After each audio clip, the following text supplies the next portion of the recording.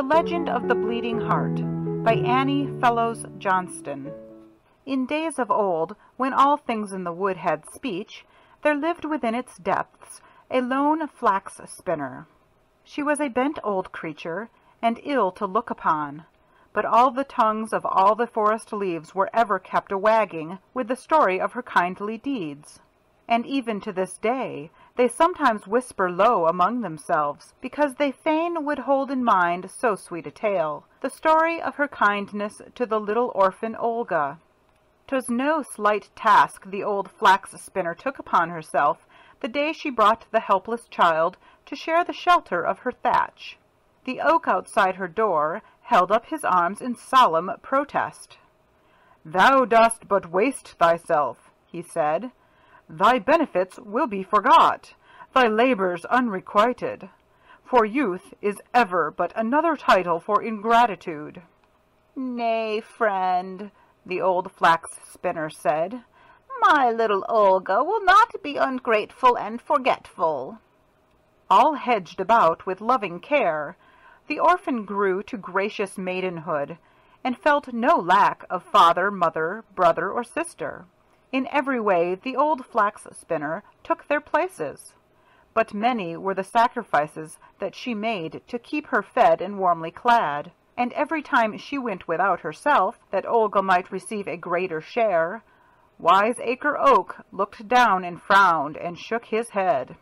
Then would the old dame hasten to her inner room, and there she pricked herself with her spindle until a great red drop of her heart's blood fell into her trembling hand.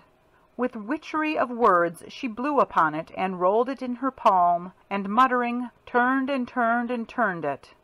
And as the spell was laid upon it, it shriveled into a tiny round ball, like a seed, and she strung it on a thread where were many others like it, saying, "By this she will remember. She will not be ungrateful and forgetful."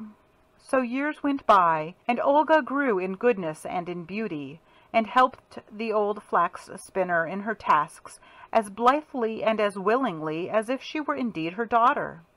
Every morning she brought water from the spring, gathered the wild fruits of the woods, and spread the linen on the grass to bleach. At such times would the bent old foster mother hold herself erect and call up to the oak, "Dost see? Thou wast wrong. Youth is not another title for ingratitude." "Thou hast not lived as long as I," would be the only answer.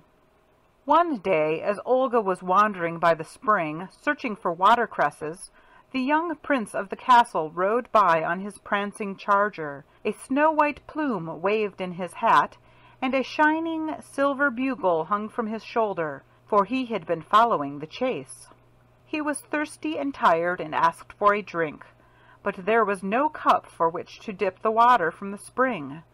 But Olga caught the drops as they bubbled out from the spring, holding them in the hollow of her beautiful white hands, and reaching up to where he sat, offered him the sparkling water.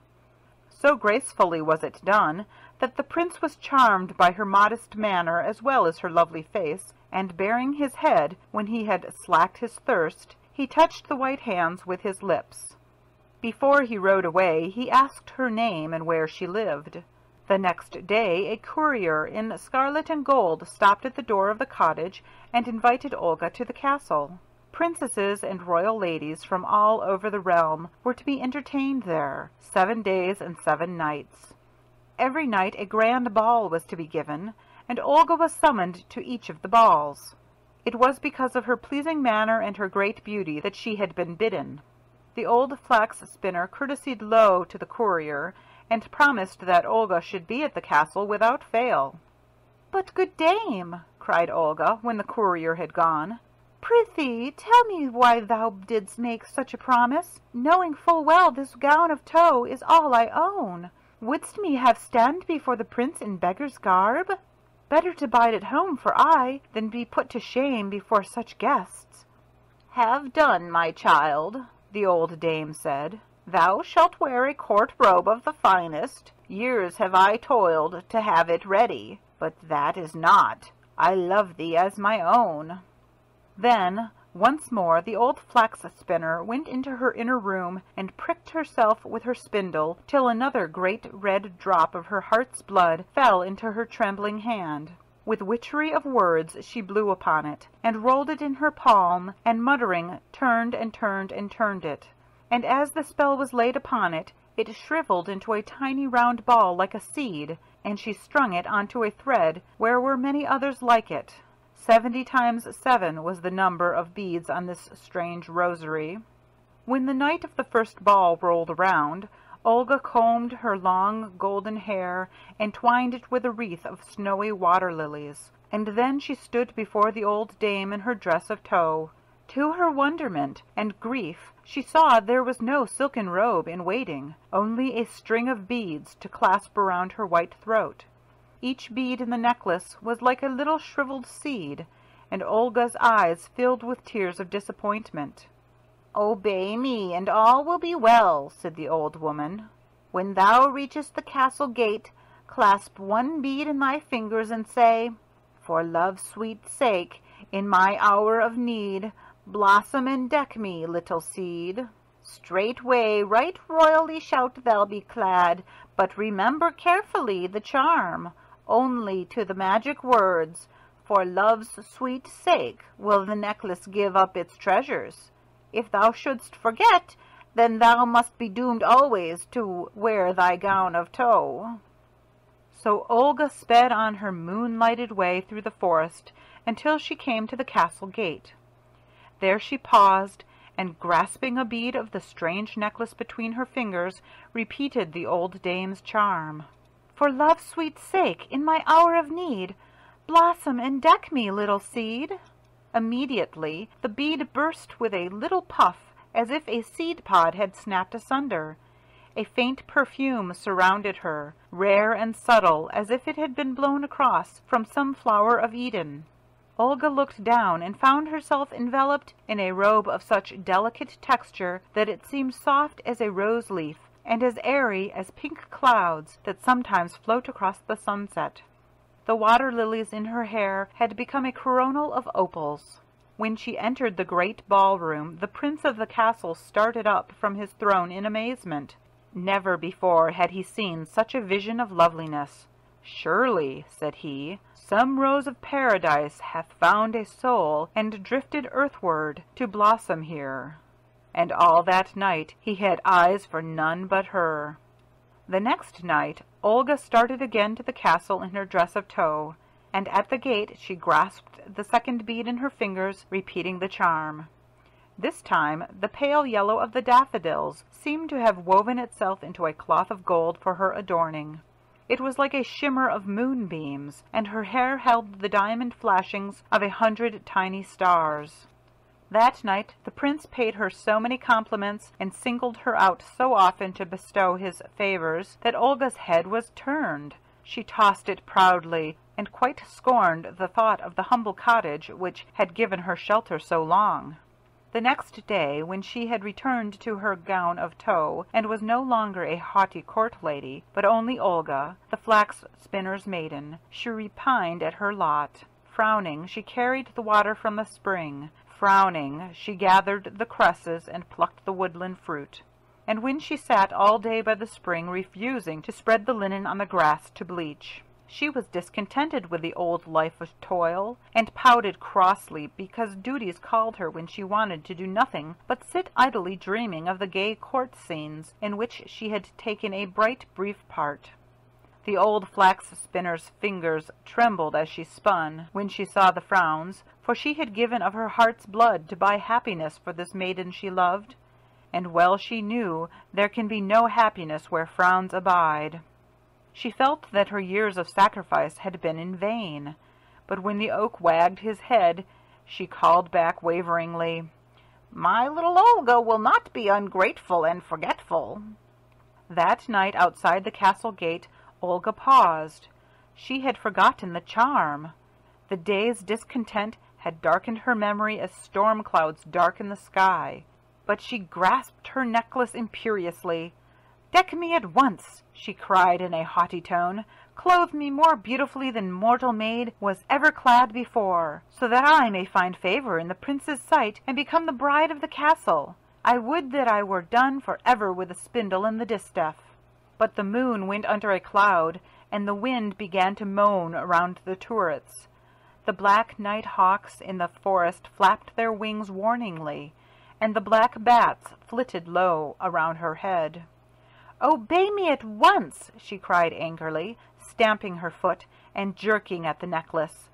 But the string broke, and the beads went rolling away in the darkness in every direction and were lost, all but one, which she held clasped in her hand.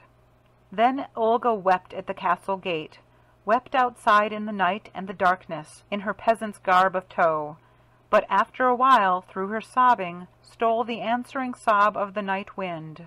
"Hush," it seemed to say. "Shh. Never a heart can come to harm, if the lips but speak the old dame's charm."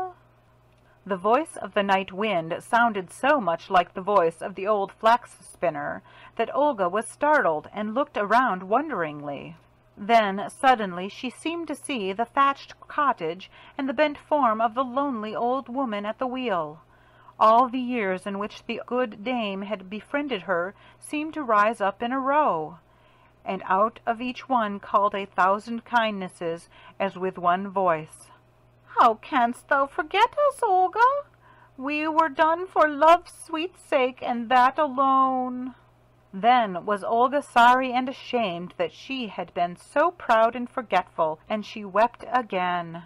The tears seemed to clear her vision, for now she saw plainly that through no power of her own could she wrest strange favors from fortune. Only the power of the old charm could make them hers.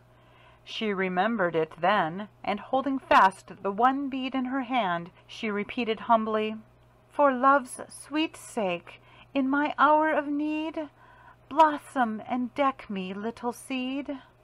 Lo, as the words left her lips, the moon shone out from behind the clouds above the dark forest. There was a fragrance of lilies all about, and a gossamer gown floated around her, whiter than the whiteness of the fairest lily. It was fine like the finest lace the frost elves weave, and softer than the softest ermine of the snow.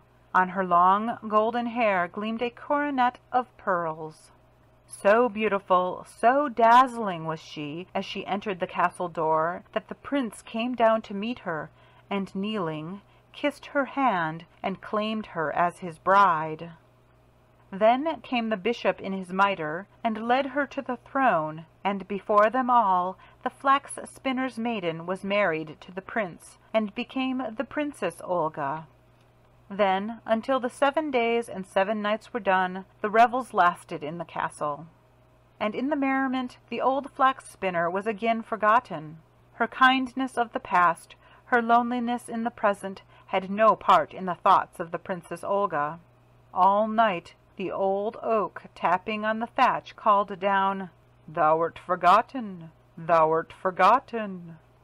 But the beads that had rolled away in the darkness buried themselves in the earth and took root, and sprang up as the old woman knew they would do. There at the castle gate they bloomed, a strange, strange flower, for on every stem hung a row of little bleeding hearts. One day the Princess Olga, seeing them from her window, went down to them in wonderment. "What do you hear?" she cried, for in her forest life she'd learned all speech of bird and beast and plant. "We bloom for love's sweet sake," they answered. "We have sprung from the old flax spinner's gift, the necklace thou didst break and scatter. From her heart's best blood she gave it, and her heart still bleeds to think she is forgotten." Then they began to tell the story of the old dame's sacrifices, all the 70 times 7 that she had made for the sake of the maiden, and Olga grieved, as she listened, that she could have been so ungrateful. Then she brought the prince to hear the story of the strange, strange flowers, And when he had heard, together they went to the lowly cottage and fetched the old flax spinner to the castle, there to live out all her days in ease and contentment. "See now," she whispered to the oak at parting, but sturdily he held his ground, persisting, "Thou wouldst have been forgotten, save for that miracle of bloom." And still the flower we call Bleeding Heart blooms on by cottage walls and castle gardens, to waken all the world to grateful memories, and ever it doth bring to mind the lonely hearts that bleed because they are forgotten, and all they sacrificed for love's sweet sake to give us happiness. End of The Legend of the Bleeding Heart by Annie Fellows Johnston.